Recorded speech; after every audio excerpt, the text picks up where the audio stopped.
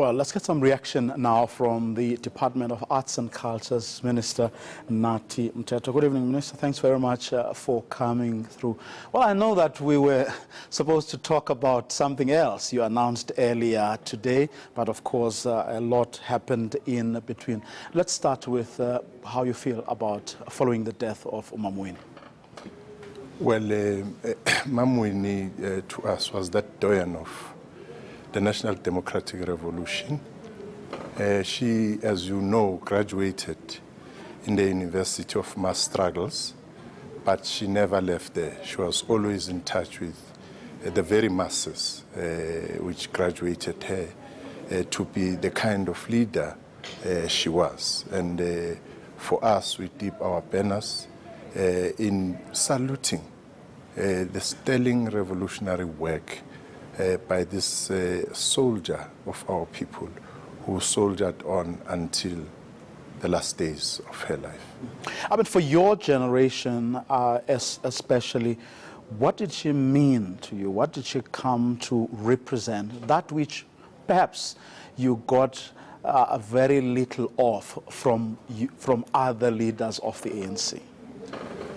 Well, she brought the true meaning of what we came to be known of as the generation, as the death-defying generation of the 80s, the O.R. Tambo's Young Lions.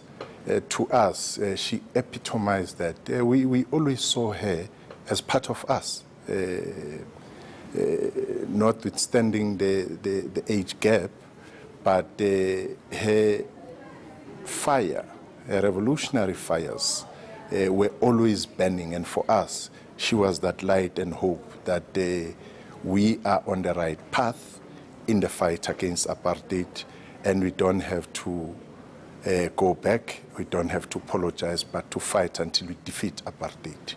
Well, I guess it didn't come as a surprise to you then that she was your hero then, in spite of the sort of age gap, but remains a hero today to today's generations of young people.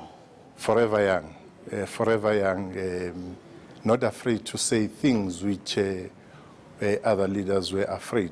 Broadly in the struggle for liberation in the country, but with the first-hand experience from some of us who'd been coming from the province KwaZulu-Natal, which was engulfed with violence of the enemy at the time, even using some of our black fellow countrymen to pursue the objectives of the apartheid government.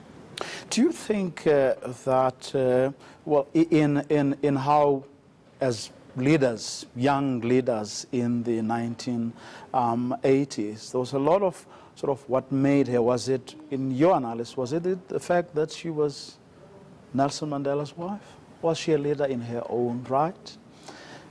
Well, she never passed in anybody's glory, not even Madiba. You would know, it's out there. You would know that she would take particular views, which were not necessarily in concert with the leadership or some of the leaders of the movement, including Madiba. So she was a heroine in her own name and right, and she was forthright in what she believed in, no matter how it comes across, but she would stand her ground and she would be able to elucidate on whatever position she would have taken. Well, it's a point she makes, I mean, in one interview that, you know, she never passed in Nelson Mandela's glory. But the reason I was asking this question in particular, because I remember in the 80s, there were such conversations, people saying, well, there's a Masisulu, you know, for example, why aren't we talking about those leaders? Why is it always Winnie Mandela and always Winnie Mandela? Well, it wasn't really talking about the one against the other. I would remember that these were both fearless lionesses in their own style, in their own way. How Mama Sisulu would come across would be different to how Mama Mandela would come across. For instance, you would, in situations of where you least expect leaders, where you are in a bitter fight, a bitter struggle, and she'll pop in instances where you never, expected a leader to come and be part and parcel of whatever was happening there. So I think that it's not the youth of the time or people generally in what we call the people's camp, which were, raising her name, but the very vilification of her name by our erstwhile colonizers, albeit internal, which was apartheid colonialism, was really doing the opposite of what they were trying to do, because they thought that they were going to finish her off, and yet they gave her wings to soar even higher. Now, tell me, in the 80s, you were part of that young generation that saw her as this icon whom the young people came to adore, because whatever she said, whatever she came to represent, made sense to you. She was your hero. 3 decades later, you are part of a leadership corps of the ANC that is no longer young and doesn't really speak the language you used to speak 30 or so years ago. Did you see her differently in the past few years to how you saw her back in the 80s? Not necessarily, because the broader thrust of the struggle was clear from the beginning. And she was one of those leaders who would interpret the policies of the movement in practice.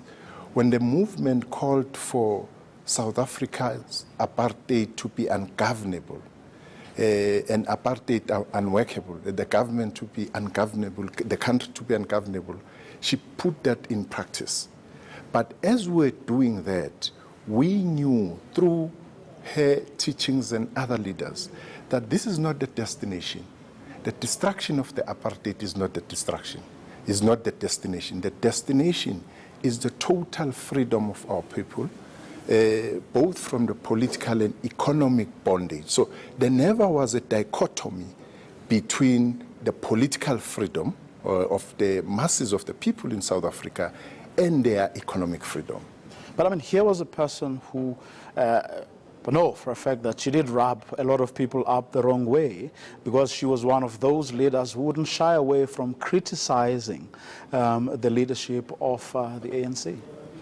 Well, perhaps that's what the youth would have learned, some of the values from Mama Winnie, that you stand for what you believe in. Even if it comes from the leadership, you should be saying that, yes, you respect the leadership, but you believe in this. And somebody must prove you wrong in what you believe in without shying away on even the controversial issues, which you may raise from time to time. Apologies for taking a lot of this interview focusing on Winnie Mandela. Just briefly on the announcement you made today that you're going to set up a commission that will be headed by a judge to do what? Well, you know, Vuyo, that a perennial problem in the country relating to the situation of artists, that most of them die paupers. And there are a lot of reasons, branded around on that question. You would have noticed that on Sunday, one of the stalwarts in the music industry, Hlengiwe Mhlaba, raised an issue which she has raised with the department, with ourselves, not alone. But we think that as far as possible is concerned, as we can go, we need to get to the bottom of this. If the commission of inquiries, you would know that that is the purview of the president of the country, that if we have to ask for that, we will do it. What we're saying is that our legal unit should follow up the process, because we no longer want to talk about this thing. We want to come up with a solution forever, so that the future generations would look back and said, it happened to Mahlatini, it happened to Mama Keba, but it's no longer happening going forward. So, in essence, just for the benefit of our viewers, this is about looking into how artists broadly are perhaps being or possibly being exploited.